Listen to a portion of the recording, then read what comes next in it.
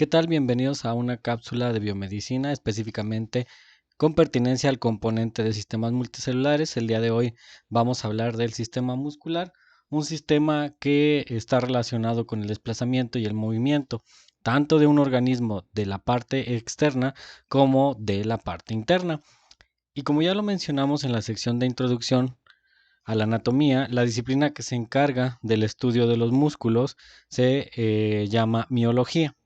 Como dato curioso, cabe mencionar que aproximadamente entre el 40 y el 50% del peso de un individuo corresponde a tejido muscular. Es decir, que por cada kilo de peso, 500 o 400 gramos más o menos pertenecerían a algún tipo de tejido muscular. Y bueno, continuando con la fisiología del sistema muscular, no solamente está relacionado con el movimiento que nosotros generalmente realizamos en la cotidianidad, en el ejercicio, para transportarnos a algún lugar, sino que también tiene relación con el desplazamiento de la sangre, es decir, el bombeo de la sangre, conocido como circulación sanguínea. Tiene también relación con los procesos de digestión, el movimiento de los alimentos a través de los tractos digestivos, incluido esófago, estómago, intestino delgado, grueso, y obviamente el más común y el más conocido, que es la fuerza. Sin embargo, también está inclusive relacionado con la degradación de biomoléculas como la glucosa. Cuando nosotros realizamos ejercicio, pues obviamente requerimos de energía y en la célula del tejido muscular, la glucosa es degradada por medio de fermentación láctica en lactato y a través de este proceso se produce una molécula o varias moléculas de ATP que permiten que nos movamos. De hecho, es muy común inclusive que después de hacer ejercicio nos duelan las articulaciones o algunas partes del músculo. Es precisamente derivado de este proceso. La glucosa que estaba en el hígado o que fue absorbida en la sangre o se encuentra en la sangre, es utilizada por el músculo, la fermenta, hace la fermentación láctica que vimos en otras unidades, en biología primordialmente, y la transforma en lactato, que es lo que nos causa ese famoso dolor. Pero bueno, haciendo referencia al sistema muscular, cabe mencionar que un ser humano promedio tiene aproximadamente 600 músculos unidos a los huesos y de tal forma que este sistema de tejido se le conoce como tejido musculoesquelético, ¿sí? Representa, como les decía, más o menos la mitad de nuestro peso corporal. Y bueno, pueden apreciar ahí en la diapositiva la presencia de varios músculos. Tenemos a un individuo en donde podemos apreciar la parte frontal, que se encuentran músculos del hombro, del miembro superior, músculos abdominales. En la parte inferior tenemos la pelvis, ¿sí? Por la parte dorsal tenemos la cabeza, el cuello, la espalda, el tórax, caderas y extremidades, pero pues al final la suma de todo esto serían 600 músculos. Y bueno, es bastante significativo considerando pues el funcionamiento de nuestro cuerpo. Es una máquina como tal. Si asociamos todo lo que hemos visto a lo largo de estos últimos meses, bueno, está el sistema respiratorio. Para que el sistema respiratorio funcione, pues se requiere tejido muscular, para que el diafragma se pueda mover, ¿no? Para que la tráquea se pueda mover, ¿sí? Si lo relacionamos con el sistema digestivo, que también ya lo vimos, los intestinos, ustedes recordarán que tienen un movimiento que permite que pues prácticamente desde la boca hasta los intestinos se esté moviendo constantemente el alimento en sus diferentes presentaciones, bolo, quimo, kilo, etc. Entonces es muy importante. Si nos vamos al sistema circulatorio, ustedes recordarán también que hablábamos de inervaciones y hablábamos de venas, arterias, que permitían pues la circulación de la sangre a través de todo el cuerpo. Y había un elemento muy importante del sistema circulatorio, que era el corazón, el cual está conformado por el famoso tejido cardíaco, que permite pues que gracias al movimiento expulse o introduzca sangre para oxigenarla o para transportar la sangre desoxigenada al corazón. Entonces, miren, ahí en la diapositiva podemos apreciar de manera significativa cómo el sistema muscular pues va a estar involucrado en muchos de los órganos, ya que los músculos forman las paredes de casi la mayoría de todos los elementos orgánicos que nosotros contenemos en nuestro organismo. Inclusive hay también relación con el sistema nervioso, ya que el sistema nervioso es el que va a transmitir impulsos que permiten que se dé el movimiento. ¿Cómo vamos a categorizar al tejido muscular? Bueno, hay tres grandes grupos donde nosotros podemos identificar el tejido muscular, y el primero es el tejido muscular liso, que lo vamos a encontrar en las paredes de casi todos los órganos, primordialmente en los órganos viscerales: intestino delgado, intestino grueso, estómago, riñones y otros más. Tenemos al tejido muscular estriado, que es el que siempre va a estar pegado al hueso. También se le conoce como tejido muscular esquelético. Y obviamente el famosísimo tejido muscular cardíaco, que es el que representa al funcionamiento del corazón. El tejido muscular liso presenta las siguientes características: fibras alargadas, conocidas como miofibrillas, células con un citoplasma liso. El núcleo se va a encontrar siempre al centro, y a simple vista este tejido es blanquecino. Lo vamos a encontrar ubicado en las paredes de vasos sanguíneos, en las paredes del estómago, en el intestino, en los bronquios, en las tubas uterinas, en los uréteres. Y si analizamos desde el punto de vista más lógico, pues claro, los vasos necesitan mover sangre, el estómago necesita moler el alimento que llegó de previamente la masticación, los bronquios requieren dilatarse y contraerse para que se pueda llevar a cabo el proceso de respiración, los fenómenos de hematosis. El intestino requiere mover los alimentos para aprovecharlos y expulsar la materia orgánica que ya fue utilizada.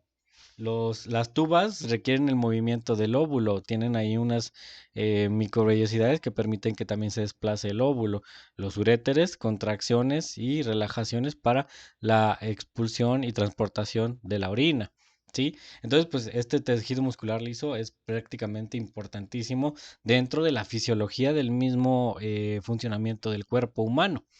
Y además también tiene subdivisiones, lo podemos encontrar en la forma visceral o en la forma lisa. En la forma visceral, ya les había platicado, el mejor ejemplo es el intestino, la pared del intestino delgado, donde se da la absorción de los nutrientes. Como pueden apreciar por ahí, inclusive las células que se aprecian son alargadas, tal como lo mencionábamos ahorita en la diapositiva anterior, y el núcleo está al centro, y obviamente el citoplasma va a estar liso, ¿sí? Y el tejido liso multiunitario, que tiene una función también muy específica, y algunos órganos como el ojo o como el sistema nervioso lo van a presentar como soporte. ¿Sí? Ahí tenemos el tejido visceral simple y el multiunitario. Siguiendo con esta explicación del sistema muscular, las contracciones del músculo liso son las que permiten que se dé a cabo el transporte de todo lo que es el sistema de producto del sistema alimenticio, los alimentos, ¿sí? Y como tal como aparece ahí, es el que desencadena, pues literalmente los famosos movimientos peristálticos, ¿sí? El sistema nervioso manda un impulso, y entonces de manera autónoma permite que este tejido muscular liso realice movimientos involuntarios.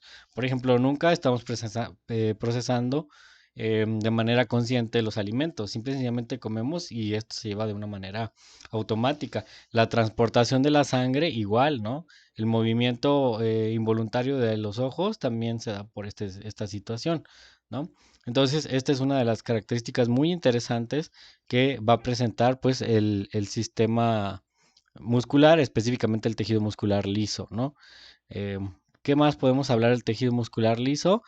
Este generalmente va a permitir la contracción y la relajación y la elasticidad de muchos de nuestros órganos, ¿sí? Esa es una de las grandes ventajas que presenta el músculo liso. Lo vamos a encontrar, por ejemplo, en la vejiga urinaria, en el útero.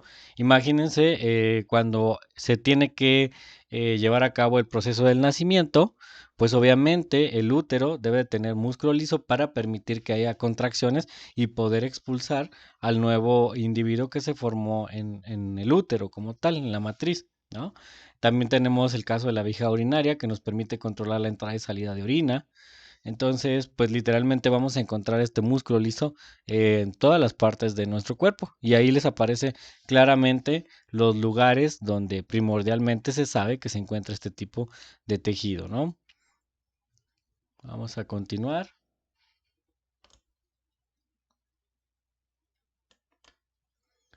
El tejido muscular estriado. el tejido muscular estriado se caracteriza, porque les decía que está unido al hueso, también se conoce como tejido muscular esquelético. Las características que va a presentar es que va a tener bandas claras y oscuras transversales, tal como aparece en la figura. Ustedes pueden apreciar diferentes bandas, ¿sí? Blanquecinas y rojas en sentidos espaciales distintos. Estas se caracterizan por no tener un núcleo, por tener dos, ¿sí? También les decía, se conoce como el famoso músculo esquelético y se dice que es voluntariado porque la mayoría de estos músculos se pueden mover a voluntad, que es cuando nosotros le decidimos realizar un desplazamiento, un movimiento, como cuando hacemos ejercicio. Y la característica que nunca se nos debe pasar de vista es que está unido a los huesos, tal como aparece ahí. ¿Cómo está formado el sistema musculoesquelético, específicamente este tejido? Bueno, es la forma en que lo vamos a encontrar es en forma de fibras, ¿sí? En forma de fibras musculares que generalmente están constituidas como aparece ahí en el orden. Si nos vamos, ¿cómo sería la estructura en orden? Empezaríamos, vamos de lo más chico a lo más grande con el fascículo. El fascículo tiene adentro fibras musculares. Estas fibras musculares incrustadas tienen neuronas motoras. Como su nombre lo dice, son las neuronas encargadas de la liberación de acetilcolina y más adelante veremos el proceso de contracción muscular que permiten que se dé a cabo este proceso y también van a tener adentro inervaciones de muchas neuronas y obviamente una red sanguínea que les va a permitir pues poder estar irrigados y mantener la nutrición necesaria, ¿sí? Los músculos esqueléticos, pues obviamente, como les acabo de mencionar, se van a unir a los huesos y se van a contraer y se van a relajar de forma voluntaria, proporcionados por el sistema, por impulsos del sistema nervioso. El tejido muscular esquelético también va a tener fibras alargadas. A estas fibras se les conocen como fibras musculares y tiene un aspecto de estrías. Si recordarán en la diapositiva anterior, déjenme regresar un poquito, tú puedes apreciar que las direcciones que presentan los tejidos tienen, bueno, diferente sentido espacial, pero la mayoría tiene una característica, que tienen esa forma que nosotros la conocemos coloquialmente como la estría, ¿sí? Y está relacionado precisamente por eso a su nombre, tejido muscular estriado, ¿sí? Perfecto. Entonces, bueno, estas fibras están organizadas en fascículos, irrigados por vasos sanguíneos e inervados por neuronas motoras, que no debemos de dejar de pasar esta información tan importante. Ahí podemos apreciar el movimiento del sistema muscular esquelético. Vean cómo los músculos junto con las articulaciones permiten el movimiento. Ese es el músculo braquial, conocido como bíceps. Ok, ese fue un ejemplo del tejido muscular esquelético. Ahora vamos a hablar del tejido muscular cardíaco. Y el mejor representante de este tejido indiscutiblemente es el corazón, ¿sí? Con características también estriado, se dice que es involuntario, no lo puedes controlar de manera consciente. Tiene fibras rectangulares bifurcadas, es decir, sus fibras parecieran como caminos en forma de Y y presentan también varios núcleos. Y obviamente, si nos vamos a una fisiología más específica celular, pues también va a tener muchas mitocondrias, ¿sí? Se caracteriza precisamente porque tiene mucho movimiento, mucho gasto de energía y es el responsable de que la sangre se vea transportada tanto a los pulmones para oxigenarse como para recibirla de toda la circulación general de forma desoxigenada, ¿sale? Músculo cardíaco tiene una sección, un componente primordial que es el miocardio, ¿sí? Y el miocardio es exactamente tejido muscular. La pared del corazón está compuesta generalmente de tres capas. La capa media es el miocardio y ese es el que es el responsable del bombeo del corazón. Esto que tú ves aquí, de estas tres capas, el primordial es este, es el tejido responsable del bombeo del corazón, ¿sí? Se contrae debido a que recibe señales provenientes del sistema de conducción cardíaco, el sistema nervioso, lo que hace que éste pueda latir. El músculo cardíaco está formado por células que se llaman cardiomiocitos, ¿sí? Entonces, al igual que todas las estructuras que hemos analizado, tienen células específicas que permiten pues un funcionamiento adecuado. ¿Sí? Al igual que las células del sistema musculoesquelético, los cardiomiocitos tienen un aspecto de estrías, ¿sí? Y lo puedes apreciar en esta imagen, cómo se pueden observar las estrías. Y bueno, también van a presentar ramificaciones y bueno, generalmente esta contracción se da gracias a una sistema de inervaciones ahí que hay que permiten recibir esta respuesta. ¿Qué características tiene el tejido muscular de manera general? Tejido muscular cardíaco, tejido muscular liso y tejido esquelético. ¿Cuáles características tienen? Bueno, son excitables, son contráctiles, son extensibles y presentan elasticidad. Y ahí tenemos el mejor ejemplo de un corazón latiendo de manera artificial, ¿sí?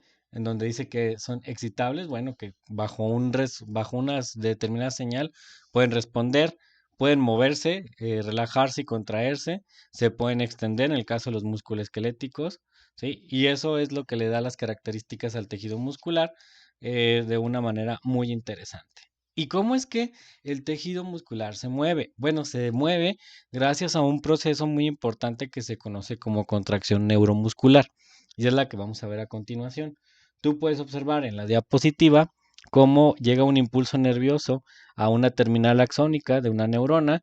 Esta empieza a liberar acetilcolina. Esta acetilcolina entra al cuerpo del sarcómero, ¿sí? Adentro de la célula. Y aquí va a realizar una liberación de calcio que activa el movimiento muscular. Una vez que llega el impulso nervioso, que se libera aquí la acetilcolina, se entra al sarcómero y ocurre lo que aparece en la imagen de enfrente.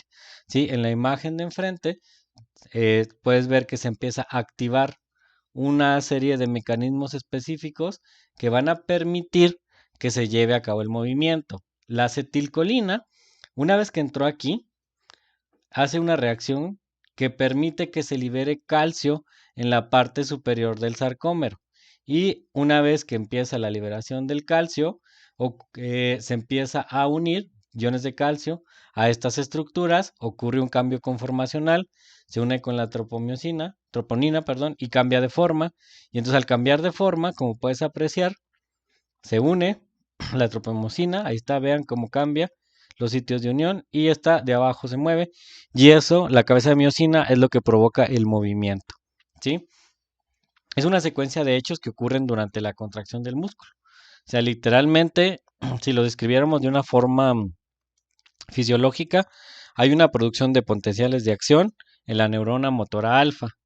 Este ingreso de potencial de acción hace que la terminal presináptica libere un neurotransmisor que es la acetilcolina, que es lo que apreciamos en la primera imagen. ¿Sí? Una vez que se liberó el neurotransmisor acetilcolina en la placa mioneural, que es en la parte superior, la unión de la acetilcolina con sus receptores nicotínicos en la membrana celular, ¿sí? En la membrana celular muscular aumenta la conductancia de sodio y potasio y eso hace que prácticamente genere un potencial y ese potencial hace que también se libere calcio y se empieza a propagar por todos los túbulos que son conocidos como túbulos T. Se libera el calcio de las cisternas, aquí hay unas cisternas adentro, y ese calcio se une con la subunidad C de la troponina y esta unión genera un desplazamiento de la troponina con la tropomiosina y bueno, esto provoca prácticamente enlaces cruzados entre actina y miosina y finalmente el desplazamiento de los filamentos delgados sobre los huesos, lo que produce el conocido movimiento o conocido como acortamiento de la sarcómera. Esto es mucha fisiología, pero en términos generales es como ocurre el movimiento gracias a la contracción neuromuscular. ¿Sí? Miren, ahí está. Vean de manera general como muchas cabezas se están pegando y producen precisamente esta contracción o acortamiento de la sarcómera que da origen al movimiento. Componentes de un músculo, tenemos al bíceps, subdividido o nombrado ya de forma muscular. Tiene una capa que se llama epimicio. Este epimicio al mismo tiempo tiene fascículos. Este fascículo en la parte interna también va a tener el perimicio y estos perimicios tienen fibras musculares. Cada fibra tiene núcleos, miofibrillas, retículos sarcoplasmáticos, donde se lleva a cabo el proceso que les acabo de explicar con referencia a la miocina, a los filamentos de actina y obviamente para esto se requiere una gran cantidad de mitocondrias. Bien, finalmente, ¿cuántos músculos existen en nuestro cuerpo? Ya dijimos que aproximadamente 600, de los cuales se categorizan 5 de acuerdo a su forma: músculos fusiformes, músculos planos y anchos, músculos abanicoides, músculos circulares y músculos orbiculares. Cada uno de estos con importancias determinadas y obviamente no es uno, son varios de estos. Por eso es que tenemos 600 categorizados en estas 5, ¿cómo se podría decir? Subdivisiones, suponiéndose que serían más o menos como 120, ¿no? Por sección. Estoy exagerando, no es la categorización adecuada, pero más o menos, pues podría decirse que 120 de uno, 120 de otro, pero no es así, que quede claro, solamente a manera de ejemplo. Ok, continuamos. Ahí están los que les comentaba. Déjenle doy avanzar, avanzar.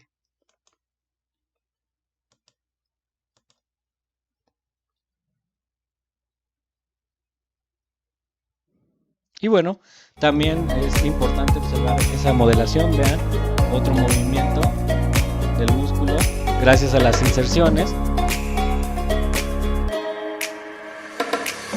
Por eso es que también las articulaciones juegan un papel muy importante de manera sinérgica en estos sistemas.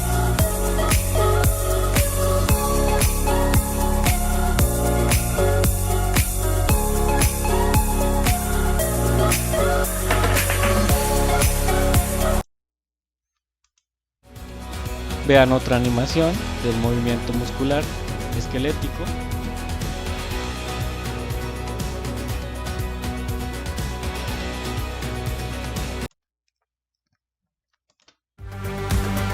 Vean los músculos de la mandíbula que permiten la elevación. O sea, prácticamente todos tienen que estar esqueleto, músculos y articulación. Siempre, siempre en sinergia. O como ya decimos en anatomía, en relación. Vean esta inversión del pie. Vean su sistema muscular ahí.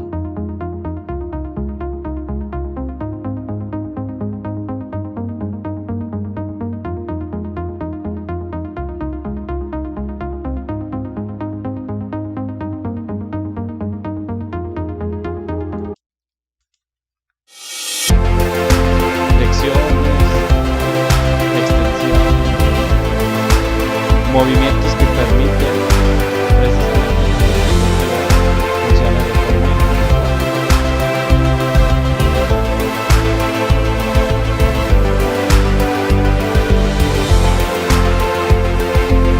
inclusive si no hay una buena higiene o un buen mantenimiento del sistema muscular, podemos presentar enfermedades como estas, el túnel carpiano. Túnel carpiano se caracteriza por dolor, entumecimientos y debilidades en la mano, ¿sí? Hay algún problema primordialmente, precisamente en esta parte del carpo, ¿sí? En la que el sistema nervioso tiene una mala conexión con el sistema muscular, ¿sí? Puede ser hay una gran infinidad de causas o razones por las que ocurre esto. Puede ser una predisposición hereditaria, movimientos repetitivos, diabetes, etc. Pero bueno, son enfermedades que pueden afectar a nuestro sistema muscular. ¿Sí? Ahí les aparece la descripción, ¿no? ¿Qué es el túnel carpiano? Nos dice que es un conducto que está en la muñeca, en donde el nervio mediano, tendones, flexores pasan por un estrecho orificio. Y entonces este orificio se daña y aparece el síndrome del túnel carpiano porque se comprime un nervio y causa un gran dolor a la persona que lo padece. La bursitis, creo que ustedes recordarán, ayer estuvimos repasando articulaciones y hablaba de las bursas que se encuentran, que son pequeños sacos llenos de líquido que amortiguan los huesos y tendones en algunas articulaciones y bueno, si se inflaman estos, pues obviamente van a oprimir el tejido y causan un gran dolor, ¿sí? Ahí está, miren, bursitis, bolsas con pequeños sacos llenos de líquido que generalmente amortiguan los huesos, pero si hay una inflamación, itis, acuérdense que es inflamación, pues se puede oprimir el tejido, ¿no?